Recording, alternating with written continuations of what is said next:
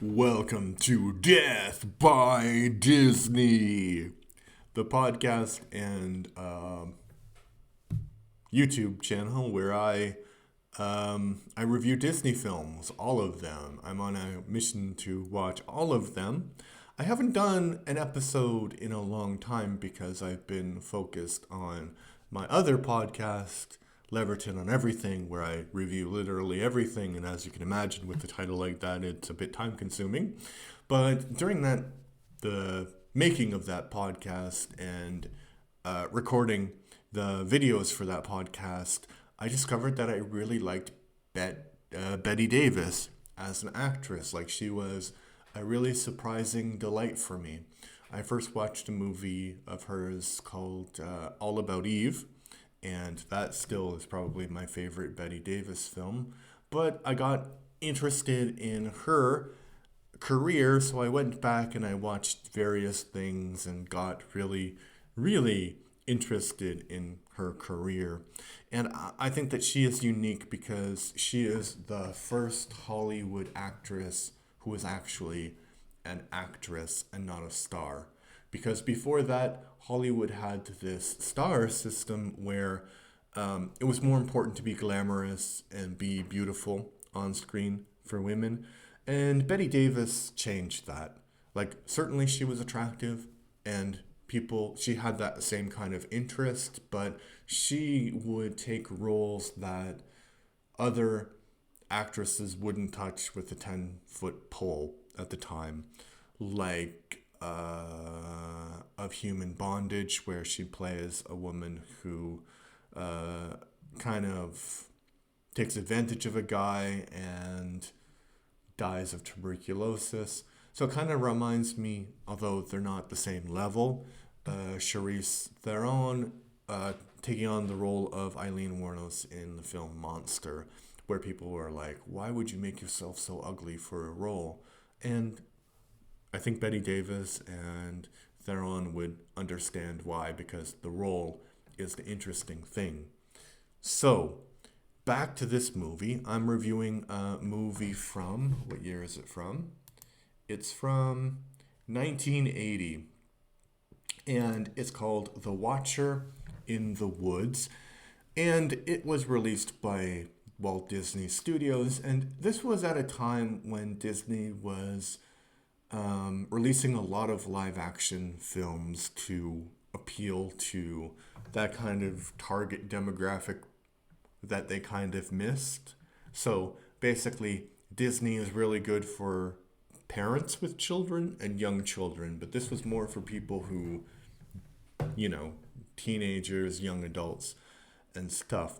So they produced a few movies like this, but this one is basically a supernatural sci-fi horror film, and it involves this American family who goes to live in a sort of big house in the countryside in England, and they meet this lady played by Bette Midler. Not Bette Midler. Oh my God, Jesus Christ! Sorry, by Bette Davis. Bette Davis. Bette Davis. Bette Midler. Oh, that's a name. She was an actress too. I always didn't like her. I just didn't like her personality. But anyway, that's a different story. Bette Davis. By Bette Davis. And yeah, so it also stars. So it's directed by John Hugh and Vincent McEverly, and it's based on A Watcher in the Woods by Florence Engel Randall, and it stars Bette Davis, Carol Baker, David McCallum, and others, and I won't go through the rest. I think the important part is to focus on Bette Davis and Carol Baker. So,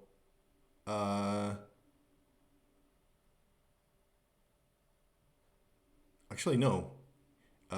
Carol Baker is the not the main actress. It's Lynn-Holly Johnson. So Carol Baker actually does a fine job. Like, respectable job in this movie. So basically, I told you the plot. Actually, I didn't. They moved to this place in the English countryside, and Betty Davis's daughter has disappeared like 20 years earlier, and there are some supernatural and spooky things that are happening at this place, and the daughter of the family that moves in, the older daughter, played by the actress I mentioned, by Lynn-Holly Johnson, she kind of starts to see all of these visions, and she starts to be caught up in this whole plot connected to the disappearance of the Betty Davis's daughter. And it involves like a secret cult, like a secret society, and aliens and mysticism and all of that stuff. So let me start. What do I think about the movie? Let me start with the positives of the movie. Well, there's two big positives of the movie, but they don't save the movie at all.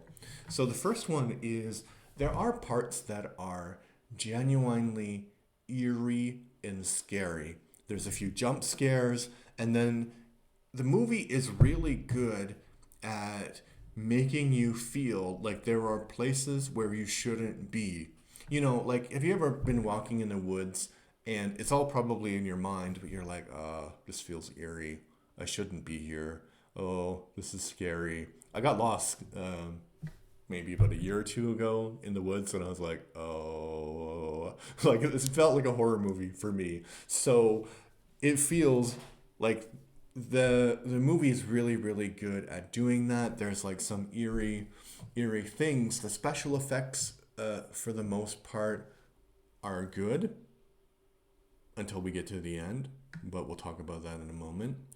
And I'll talk about the other good thing in a moment as well, but before I talk about the good thing, I need to talk about the really bad thing, which is all of the actors and actresses in this movie, with the exception of Bette Davis and Carol Baker, are horrible. They don't know how to act.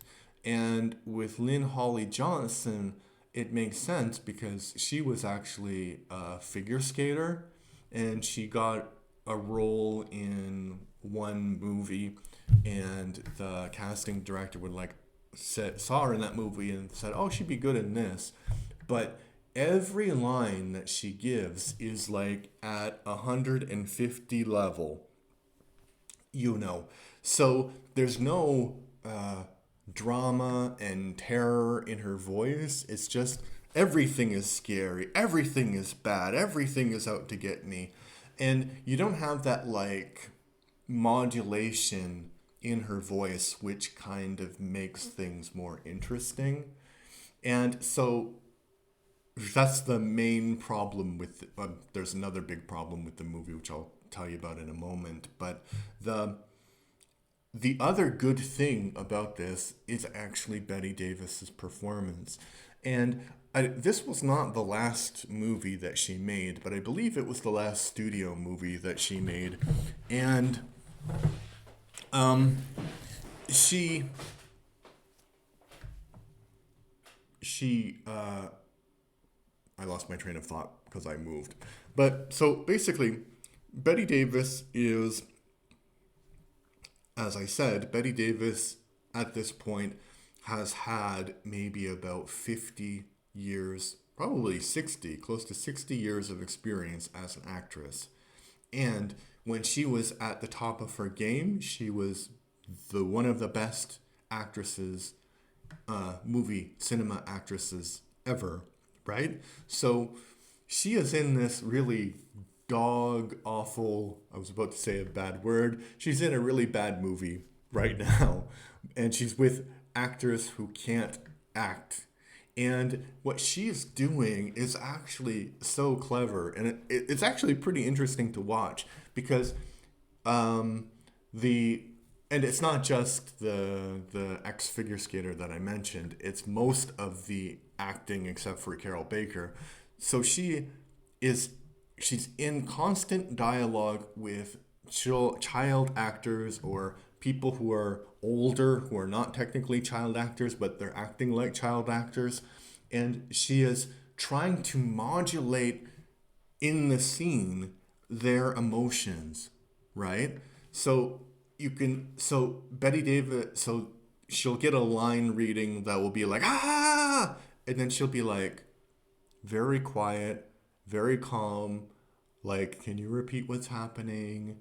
You know, and there'll be close-ups of her face, and her face acting. I mean, I don't know if that's a word or not, but her face acting is so brilliant because she just move a line or like move a wrinkle or something, or you'll see some emotion on her face, and you'll see like these people are giving their like 250%.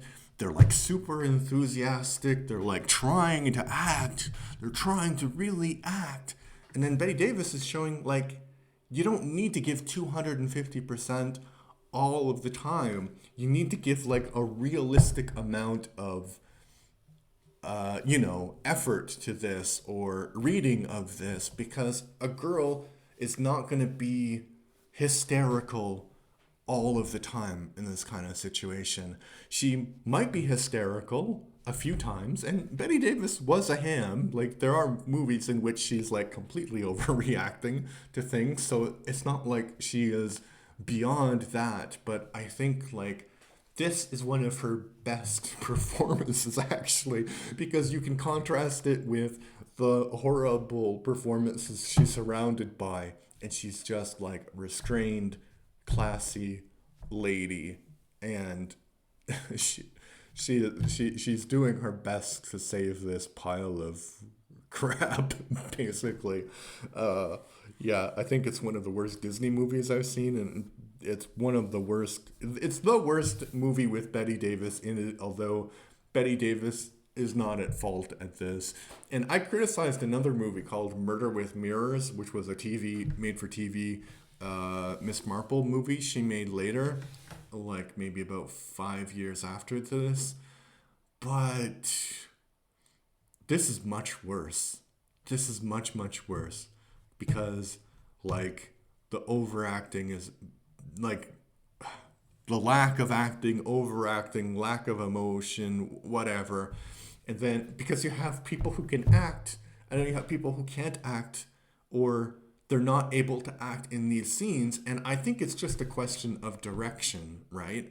Because you need to get the best out of whatever talent you have.